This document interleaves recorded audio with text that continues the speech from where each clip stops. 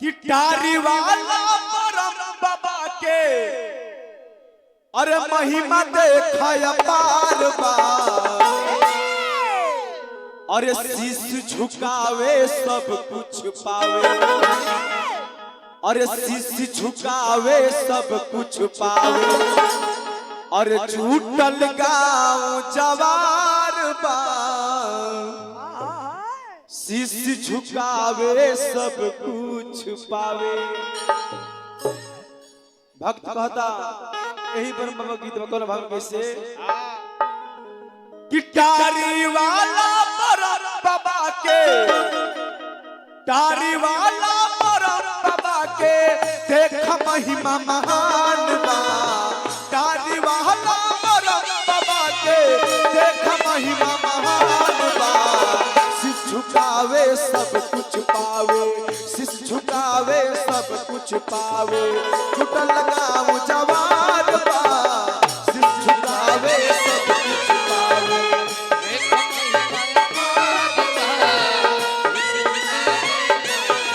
छुटल गाँव जवार बा। शीश झुकावे सब कुछ पावे।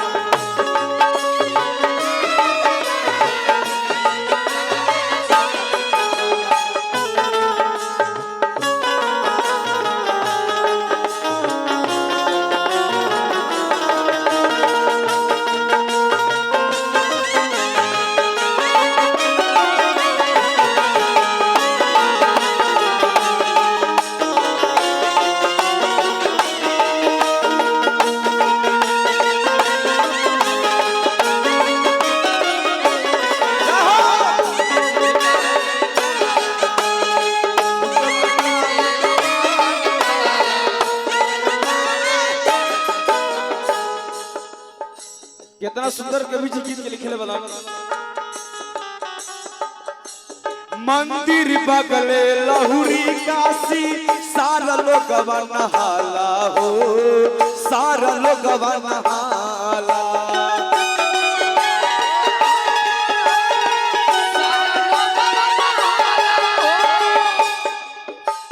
परम गंगा धाम पे लोगवा हाथ जोड़ी के जाला हो। हाथ जोड़ी के जाला।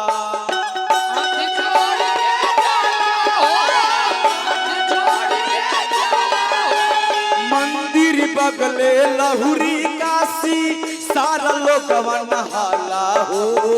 सारा लोगवा नहाला। परम गंगा धाम पे लोगवा हाथ जोड़ी के जाला हो। हाथ जोड़ी के जाला। गाजीपुर में ताड़ी घाट के गाजीपुर में ताड़ी घाट के जनत यूपी बिहार बा।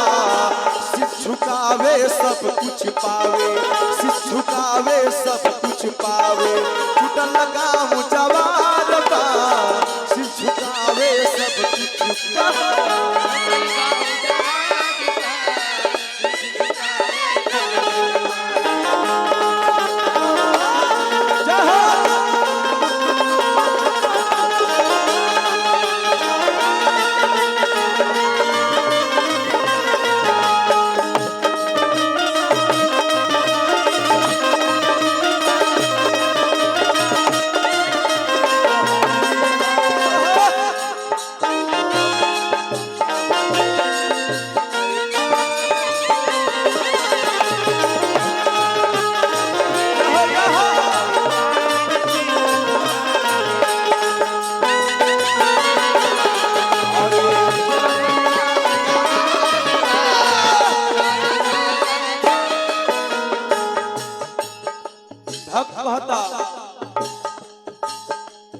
मानवा में सोचल तोहर पूरा होई आस हो।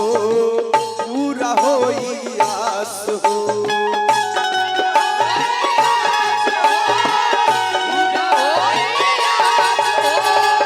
अपना दिलवा में रखा तू भी सवास हो।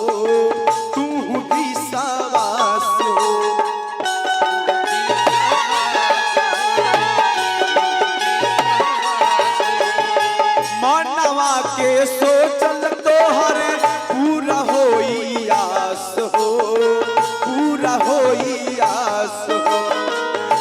अपन दिलावा में राखो तू विश्वास हो, तू विश्वास।